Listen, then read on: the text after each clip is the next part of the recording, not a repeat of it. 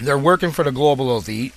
And I was very suspicious, of it to begin with. And then we have Seymour Hersh come out and announced about how Cheney had assassination rings he was running while he was in that White House. And he was on Arab television network in an interview, and it was reported that he had said that Cheney ordered the Bhutto assassination. Now, the Raw story reported on Tuesday, May 19, 2009, Hersh did not say Cheney ordered the Bhutto assassination. The Wall Street Journal, they reported, the American Spectator linked to phony reports about this. And it was said that Cheney had her assassinated because she was talking on media outlets about how Osama bin Laden was murdered. And she actually did say that. Listen to this.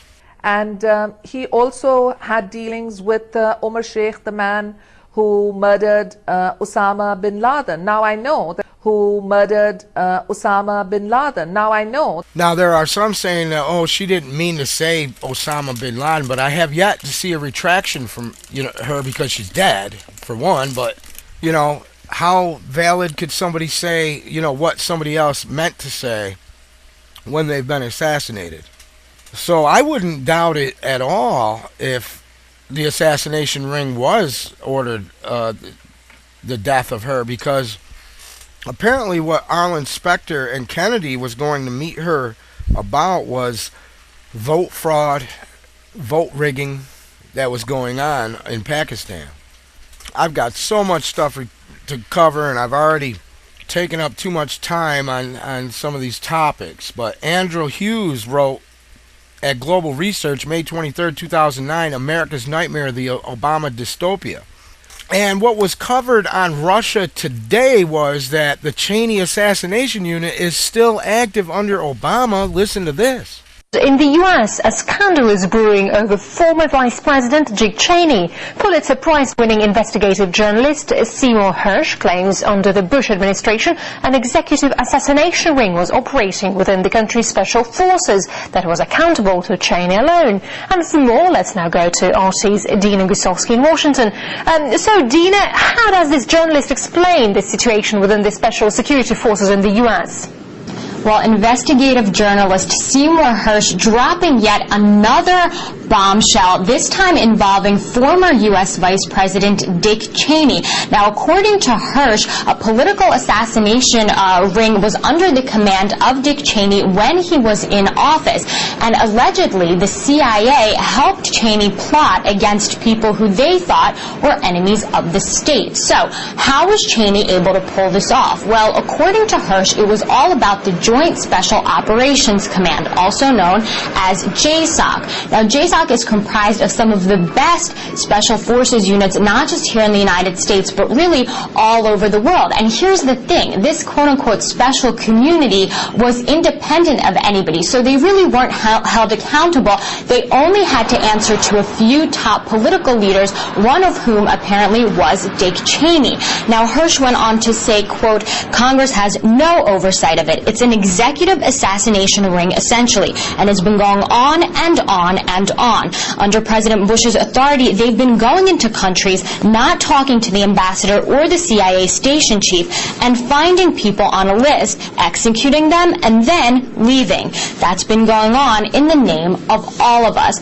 So here you have Hersh saying not only contempt for Congress, contempt for the American people, a lot of questions raised with this case based on the rules of war, legal measures, and we will definitely keep you posted once and if Seymour Hersh decides to come out with more information about this case. And this is just simply incredible. This is an outrage that the American people are being so deceived by the mainstream media. And we really need to educate our fellow man. And don't worry about saving face, because you can't save your face and your ass at the same time. So what if people think you're a kook? So what if they disagree with you and call you a racist? You know where you stand. You know where your moral compass is. And if we don't wake up the majority of the people, the mainstream media is just going to go along with it, and we're going to have another government-sponsored terrorist attack, and we're going to be thrust right into martial law. Now, whether they use an economic crisis or a swine flu, which we'll talk about that in a little bit, I mean, something's coming. They need another event to implement martial law. Physical martial law. The government's been operating under martial law since 9/11. I've got so much here to cover. So little time to do it. I've got Andrew Hughes of Global Research, May 23rd, 2009, wrote America's Nightmare, the Obama Dystopia. After 8 years of the Bush-Cheney nightmare, during which we saw wanton destruction of Afghanistan and Iraq, the cynical negation of centuries of law designed to protect the most basic human rights, and foreign policy worthy of Genghis Khan, there came along the Great Black Hope in the persona of Barack Obama. The collective world consciousness turned uncritically to what was presented as a new era for peace, change, and trust in government.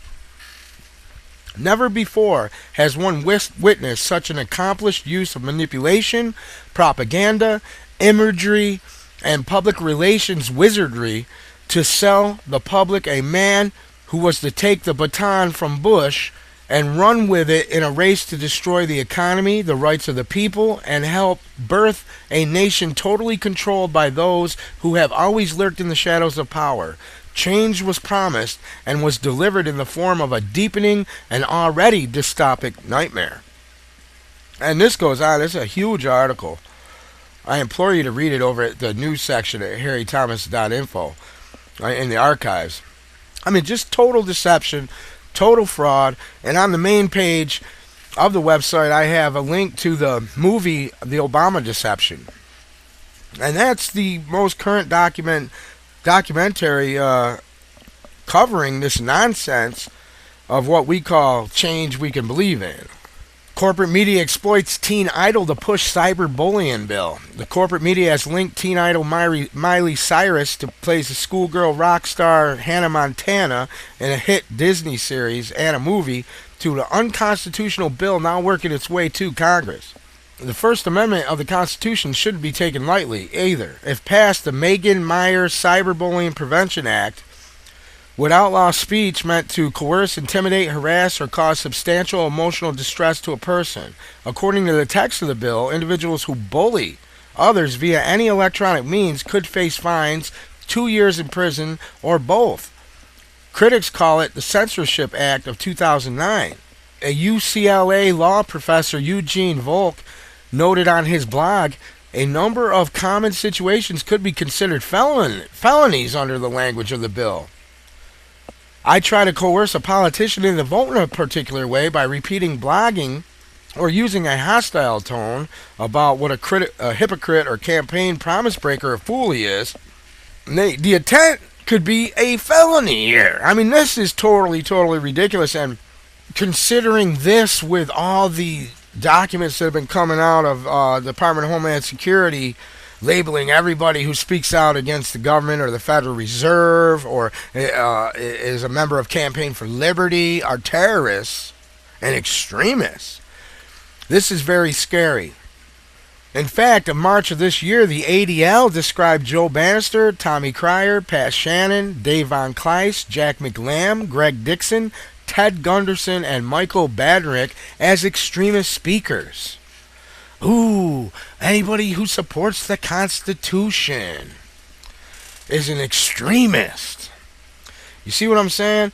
This here is a threat to free speech.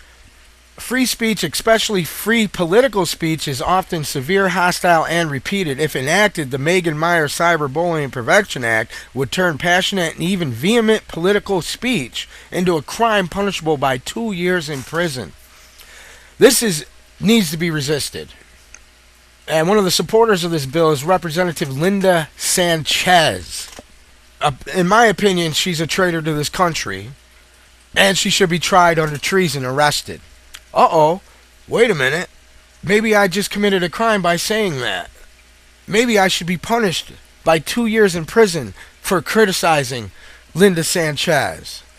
Well, that's a possibility this Megan Meier Cyberbullying Prevention Act gets through. Just, it's incredible. Incredible. And they're moving in on this push, to shut down the internet as we know it and to quell free speech. The Washington Post wrote Tuesday, May 26, 2009, Ellen Nagashimi, Obama set to create a cybersecurity czar with a broad mandate. President Obama is expected to announce late this week that he will create a cyber czar, a senior White House official who had broad authority to develop strategy to protect the nation's government and private computer networks, according to people who have been briefed on the plan. Cybersecurity is vitally important and the government needs to be coordinated on this, a White House official said Friday, speaking on the condition of anonymity. The report gives conclusions and next steps. It is trying to steer us into the right direction. What direction is that? The right direction. The right direction for who? The American people? Or the tyranny that the government is besetting on us?